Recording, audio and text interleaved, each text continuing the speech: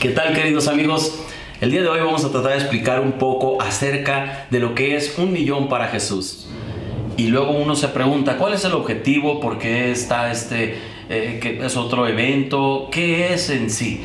Pues vamos a preguntarnos y vamos a tratar de responder esto que tiene que ver con lo que el Señor quiere, porque no se trata de nosotros, se trata de Él.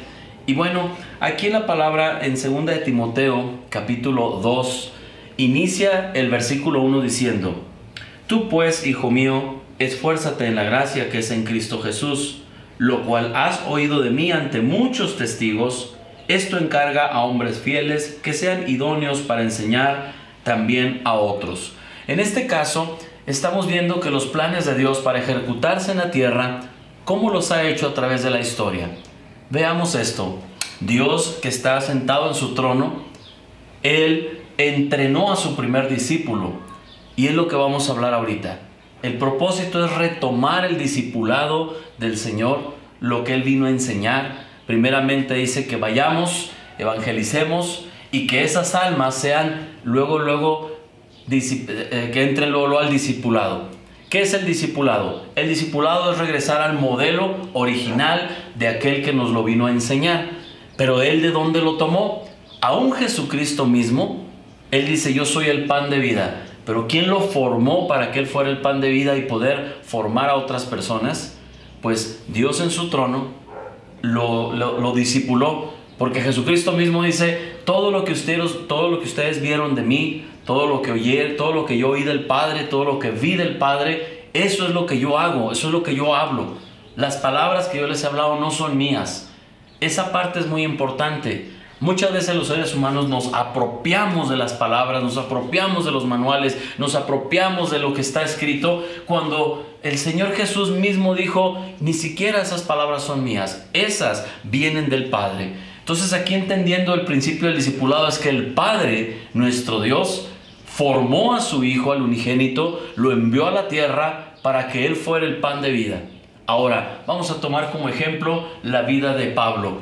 Pablo fue un discípulo en el espíritu de Jesús, porque Pablo ya no le tocó físicamente caminar con Jesús, pero Pablo tiene un encuentro con Jesucristo, y a través de ese encuentro Pablo se dedicó a que lo modelara. Él empezó a dejar que Jesús modelara su vida. ¿Y cómo lo hizo? Quisiera ver un ejemplo a través de cómo es que el pan de vida se está transmitiendo a las siguientes generaciones, y cuando no perdemos la esencia, cuando no perdemos el origen de todas las cosas, podemos regresar y no perdernos. Actualmente se oye de tantas doctrinas que salen, tantas situaciones que traen confusión. Y bueno, somos advertidos que en estos tiempos vendrían tiempos peligrosos. Y hablando un poco acerca, esto no es nada nuevo, pero hablando un poco acerca de las doctrinas y las religiones y tantas cosas que han salido, el Señor nos ha mostrado ¿qué son las doctrinas? ¿Qué son las religiones? Bueno, es como este espacio en el cual es un laberinto. Y este laberinto que se establece, hay denominaciones que ponen ciertos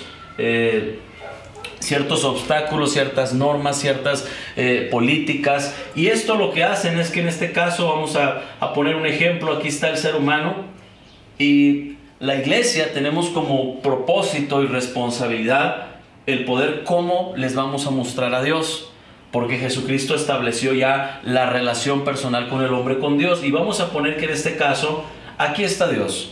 Todas las denominaciones, religiones, etcétera, todo lo que tiene que ver con las doctrinas que han salido, cada vez hay doctrinas más complicadas que sigue habiendo aquí. En este caso, lo mismo, el hombre que acaba de nacer de nuevo, la mujer que acaba de nacer de nuevo, y hay tantas situaciones tan complicadas que hay gente que aún para poder llevar al mismo objetivo, que es llevar a Dios, es muy complicado. Está lleno de cosas que ni ellos pueden, que fue algo que sucedió en la primera venida de Cristo. Cuando Jesús vino, se encontró con los sistemas de los herodianos, de los fariseos, se encontró todas aquellas oposiciones. Ellos habían creado laberintos tan difíciles que nadie podía tener acceso a poder entrar a las escrituras y tener una relación y una revelación de parte de Dios. De tal manera que Jesucristo hizo algo.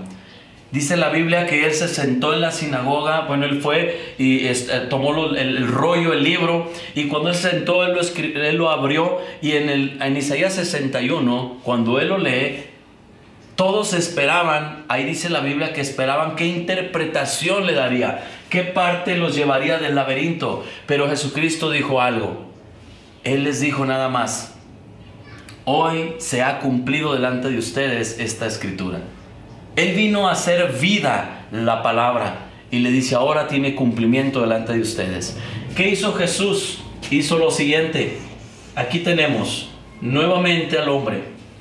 El hombre queriéndose acercar a Dios, y Jesucristo lo que hizo fue crear un puente. Por eso la Biblia nos lo menciona, que Jesucristo es nuestro sumo pontífice. Pontífice significa constructor de puentes. El único camino, la única verdad y la única vida está en Jesucristo. Jesucristo viene y se pone por encima de cualquier creencia que nosotros podamos desarrollar y establecer, para poner un puente que pueda traer al hombre a acercarse a Dios y no hacer difícil la palabra, no hacerla infructuosa, no hacer algo que pueda llevar a la confusión, algo que la gente termine con pensamientos y ideas que muchas veces ya no saben ni qué es de Dios y qué sí es y qué no es de Dios. Pero cuando partimos desde este punto, es muy importante entender lo siguiente: que Jesucristo viene, establece un puente, y que nosotros tenemos que regresar al modelo original. ¿Cuál es el modelo original del discipulado? Dios forma a su Hijo Jesucristo. Jesucristo viene a la tierra, tiene cumplimiento todo lo que Él dijo, porque Él dice que la palabra se cumplió en Él. Y luego Él espiritualmente toma a uno de sus discípulos, que en este caso forma el apóstol Pablo. Y el apóstol Pablo, entonces, todo lo que él mismo reprodujo fue decir: todo lo que yo he visto, todo lo que yo he recibido de Cristo, esto es lo que yo les doy. Él mantenía una fidelidad al origen de lo que el Señor le mostraba, un origen del cual nosotros tenemos que regresar. Asimismo, Pablo luego toma a un Timoteo, y a este Timoteo le pone un nombre que es un verdadero hijo en la fe. Y a Timoteo le da varios consejos. Dentro de ellos le regresa el cómo nace la iglesia de ese tiempo. ¿Sabes? Timoteo era un pastor joven, pero este pastor le enseña algo. Quien era su mentor, tutor, no sé el nombre que le quieran llamar, pero la Biblia, cuando él le llama un verdadero hijo en la fe, él estaba dando una paternidad espiritual sobre Timoteo. Pero Timoteo le dice su padre o su autoridad espiritual, le dice: haz la labor de evangelista, sal a las calles, haz esto, haz la labor que está afuera, no adentro. Y ahí es donde nace la esencia de la verdadera iglesia.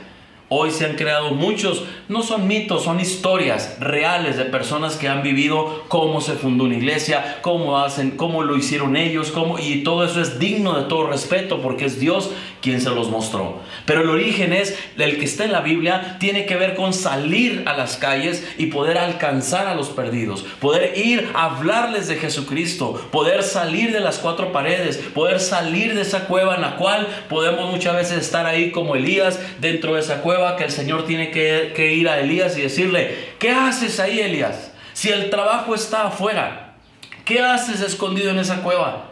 Le dice: sal de ahí, Elías. Pero sin embargo él no salió. Él permaneció en esa cueva y a él dio la respuesta equivocada, porque 2 veces Dios le pregunta lo mismo: ¿qué haces ahí, Elías?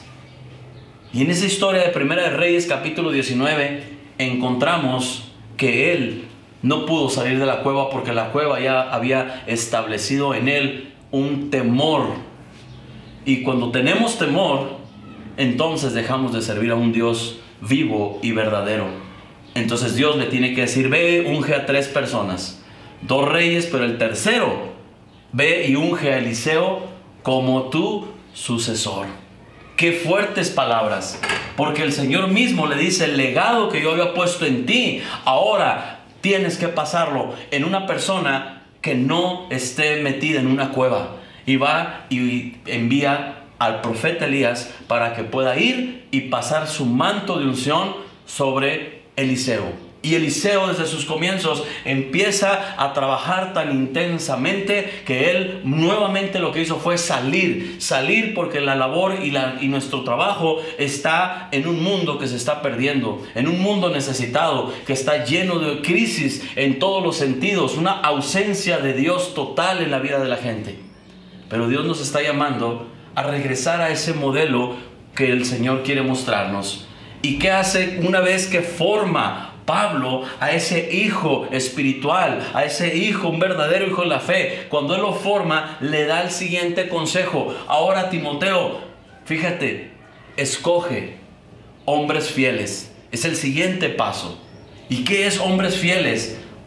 Nosotros aquí en la tierra le pudiéramos poner muchas cualidades a un hombre fiel, e incluso cuando vamos al mismo diccionario nos puede dar una definición. Pero no, hombres fieles en la Biblia es fieles al original, no tanto a los atributos en la tierra, que si de conductas, de comportamientos, de carácter, no. Estamos hablando de un hombre fiel, dispuesto a guardar la fidelidad del origen del cual es el pan de vida, que es Jesucristo.